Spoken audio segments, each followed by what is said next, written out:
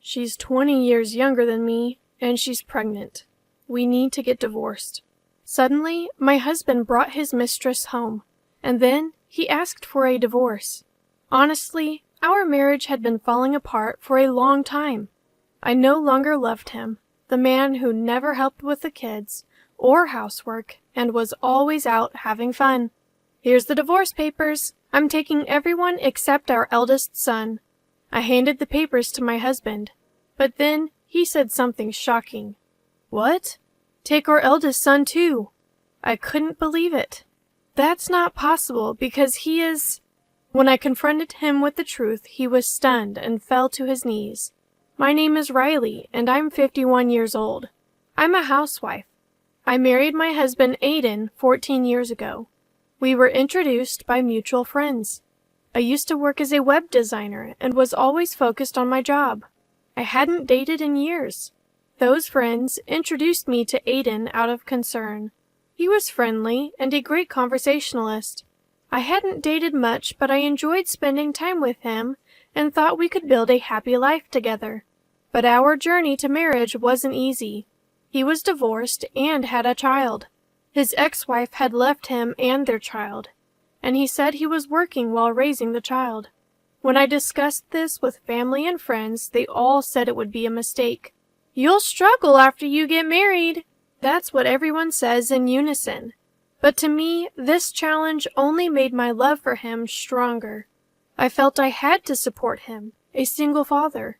I started seeing his son Matthew more often. Matthew, what do you want to do today? I don't want to play with you. Do you want to eat something? I can make anything you want. I don't want it. Matthew never warmed up to me. Was I not good enough because I had no experience with kids? Whenever I felt insecure, my husband comforted me. It's okay. Matthew will understand someday. Thank you for caring about him so much.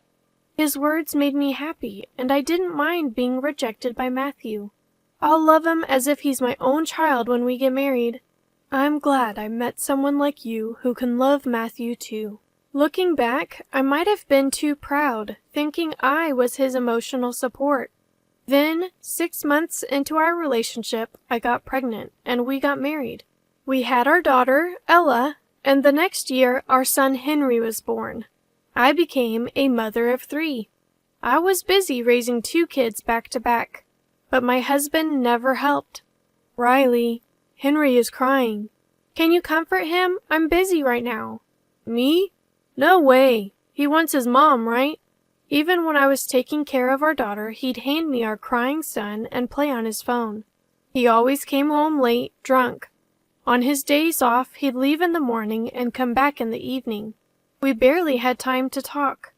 I was always taking care of the kids, with no time to sleep. The stress kept piling up. Can you help a little? What? I'm tired from work. You're home all day.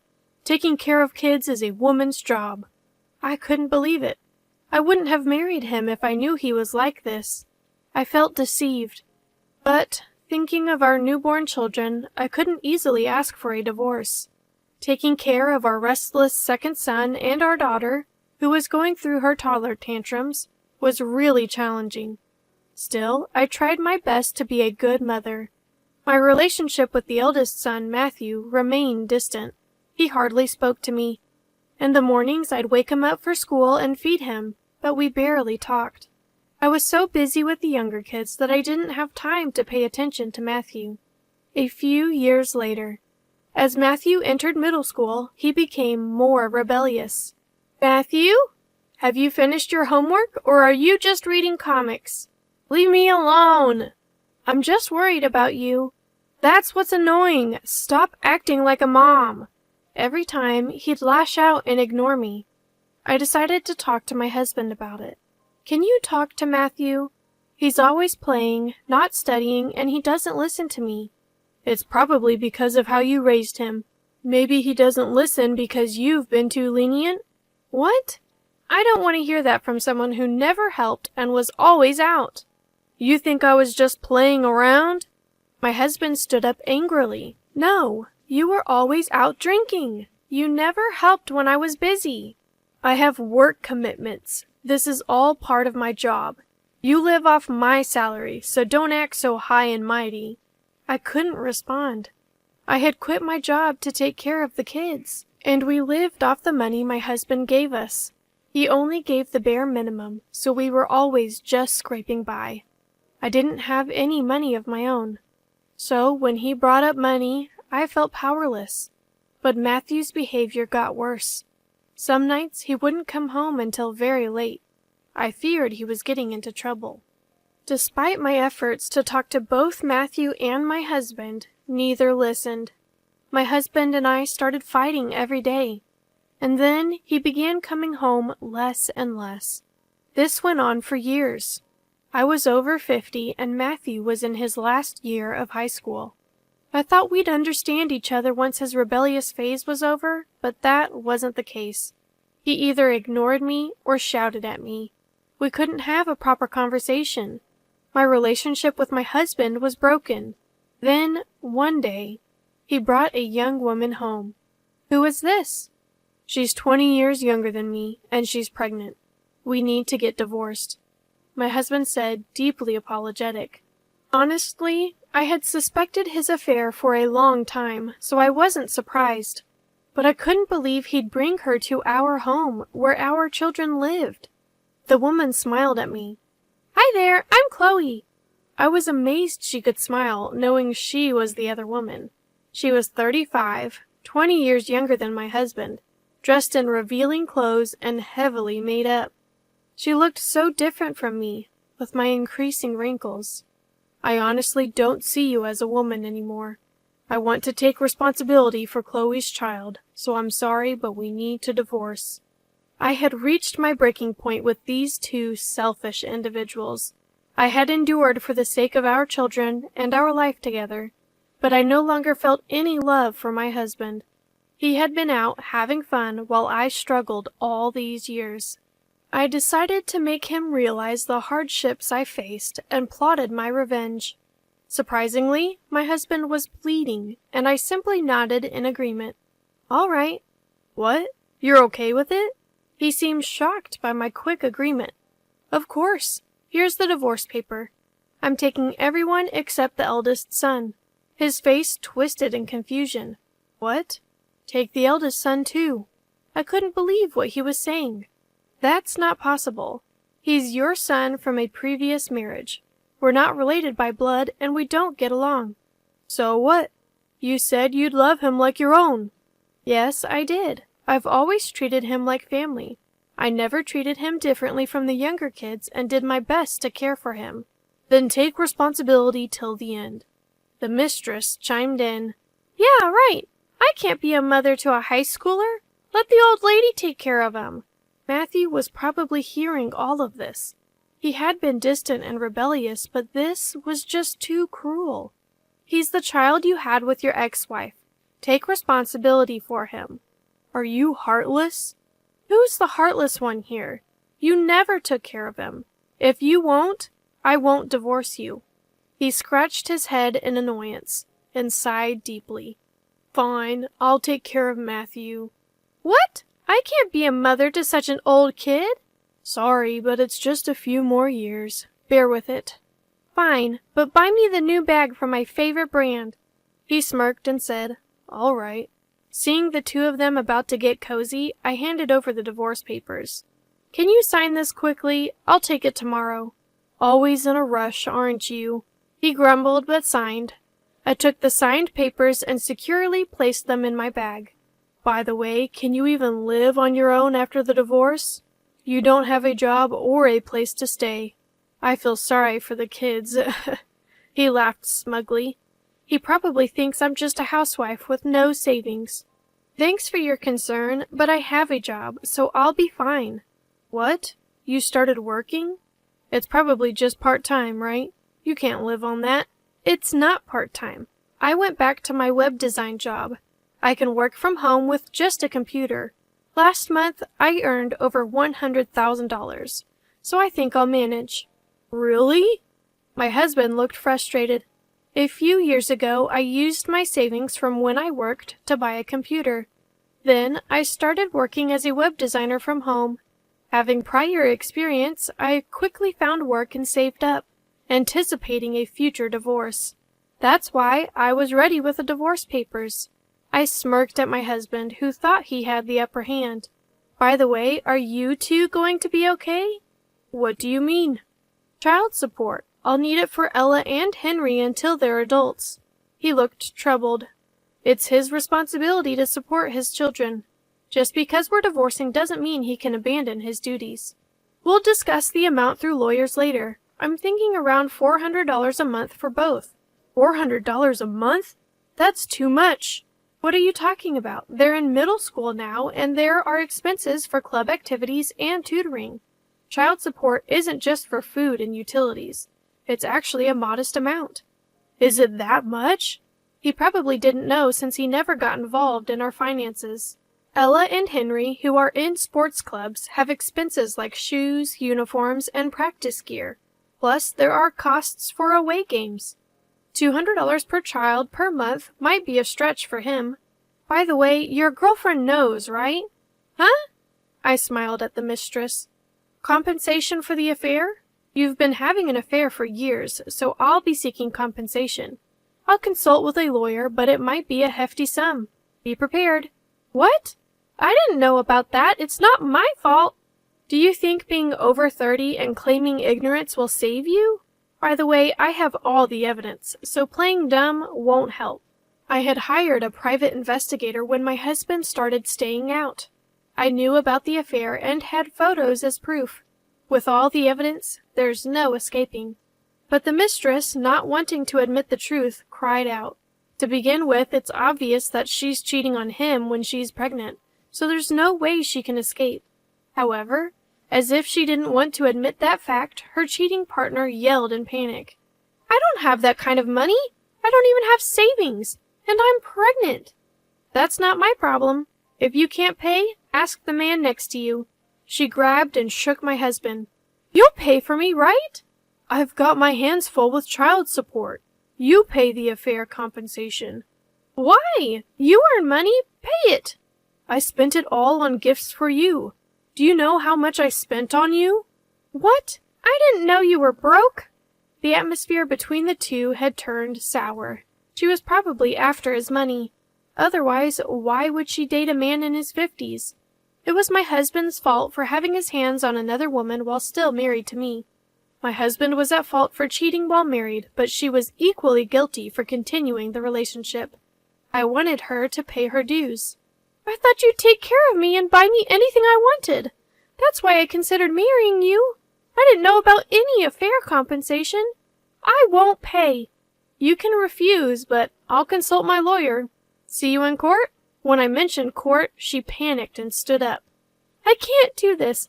I don't want to marry this old man and be in debt, especially not with a college-aged son. I'm leaving. Wait, please. The mistress grabbed her bag and rushed out the door. My husband tried to stop her, but she pushed him away, causing him to fall on his rear. It was quite a comical sight. Oh, she ran off on you. It's all your fault. Look what you've done. He angrily got up. Try anything and I'll call the police. This is all because you interfered in our marriage. I burst out laughing at his words. Interfered? So, neglecting me and our family is just a natural consequence for you? He fell silent, glaring at me, still not fully grasping the situation. I decided to drop another bombshell. Just a reminder, Matthew's annual tuition is due this week. What? I mean, he's starting college in the spring, right? You need to pay his annual tuition. You're taking care of Matthew, aren't you? He looked puzzled. Having neglected our eldest son for years, he probably wasn't aware of his college plans or the costs. How much is it? It's a private college, so around $40,000. $40,000? How am I supposed to afford that? Well, that's just for the first year. With tuition, facility fees, and other costs, it'll probably total around $1 million over the years. Good luck. You're kidding. I was surprised myself. I went to a public university and had no idea private colleges could be so expensive. He probably didn't expect this either. Why did you let him apply to such an expensive school? It's not my fault. I told Matthew to study, but he didn't listen. And you never helped me when I asked for advice. But you can't just enroll him in a college like that. I won't accept it. Then talk to him. It was his decision to go there. He fell silent again. Having neglected his parenting duties for so long, he probably didn't know how to approach Matthew. I have no intention of worrying about those two. We'll pack up our things and leave. As I stood up, he suddenly grabbed my arm. Wait, let's try again. What are you talking about? I've changed my mind. For the kids, we shouldn't divorce. He looked serious, but I knew it was all an excuse. You just don't want to pay child support and compensation, right? No way, I can't be with you. I promise I won't cheat again. Let's start over. Absolutely not. I couldn't imagine living with someone who neglected his family, partied all the time, and got a woman 20 years younger pregnant. You seem to misunderstand. I didn't agree to divorce just because you asked. I've wanted to for a long time. I just couldn't afford it. Now that I've saved up, it's perfect timing. Even if you hadn't asked, I would have. Then why? I've always wanted to get a divorce, but I just couldn't get a divorce because I didn't have the money. I've been working hard and I'm saving money, so it was a good fit. Even if you didn't say you wanted a divorce, that's what I was going to say. He was speechless. Did he really think I still loved him after everything? I'm not a saint enough to love my husband, who has done such terrible things to me. But the kids need both parents. Divorce is bad for them. Just then, our eldest daughter and younger son stormed out of their rooms. I don't want to live with a father like you. Me neither. Ella, Henry, how can you say that to your parent? They stood by me, glaring at him. You never did anything for us, and now you act like a father? Someone who cheats all the time is just disgusting. I'd rather live with Mom than with someone like you. You guys. He seemed more shocked than angry, standing there with his mouth open. You think just because they're kids they don't understand? They see everything and can judge right from wrong. Did you really think they'd still like you just because you're their father? I was wrong. Please, forgive me. I'll do anything. Buy you anything you want. Take you anywhere. We don't want any of that. I don't even want to see your face. My children's words brought my husband to his knees. Did he really think he could still bribe middle schoolers with things? If so, he's seriously underestimating them. Ever since elementary school, they've seen the hardships I've faced and have been such caring kids. They wouldn't forgive him easily. We packed our things and left without saying a word to my husband, who was still on the floor. In the end, we divorced. Now he's probably struggling with alimony and child support payments. Apparently, his mistress gave birth, so he's also paying child support to her. Considering he'll be paying until the child is an adult, he'll likely be paying even after retirement. He got involved with a younger woman, and it's turned out to be a costly mistake. And since he never did any housework, I've heard his home is a mess. He can't even do laundry properly, wearing wrinkled shirts repeatedly, which has made him unpopular at work and in the neighborhood. With his mistress and children gone, and no money for leisure, he's become a shadow of his former self. But that's no longer my concern. And so we started our new life. Ella, Henry, you'll be late for middle school. Coming! Both of them ran to the door with their bags. Matthew, you need to leave soon too, or you'll be late. Yeah, so naggy. Matthew, now in a suit, headed to the door. The day we decided to divorce and leave, I found Matthew standing in the hallway. He'd been listening to our conversation. I couldn't leave him like that, so I approached him. What do you want to do? After some thought, he decided to come with me. Honestly, paying for Matthew's college would make our future finances tight, but he's a victim too. He's been neglected by his father, and, with me busy with the younger kids, he's been alone during the times he needed us most. I couldn't abandon him. The father never comes home and just plays around. I couldn't take care of my younger child because my hands were full. My eldest son was always alone during the period when he needed to be pampered. I couldn't abandon my eldest son like that. When we moved to our new apartment, Matthew said he wanted to drop out of college. "I'll work and pay for everything." I appreciated his sentiment, but doubted he could find a good job with just a high school diploma. So I made a suggestion. "How about studying programming?" "Programming?" "Yes, in today's digital age, if you can program, you'll always have job opportunities. Study hard for a year and I'll cover all living expenses." Surprisingly, he agreed and studied diligently. In just 6 months, he was skilled enough to get freelance work, and this year he secured a full-time position. The kids, dressed in their school uniforms and suits, were making a ruckus at the door. "Watch your tone with Mom. Anyone who complains doesn't get a ride." "Liar! Drive us!" "Don't crash, bro." The younger kids who once feared Matthew are now close to him. As they finished putting on their shoes, all three turned to me. "We're off!" Watching them leave, I never imagined we'd have days like this. It feels like Matthew is finally part of our family. I vowed to do everything for my children's happiness from now on.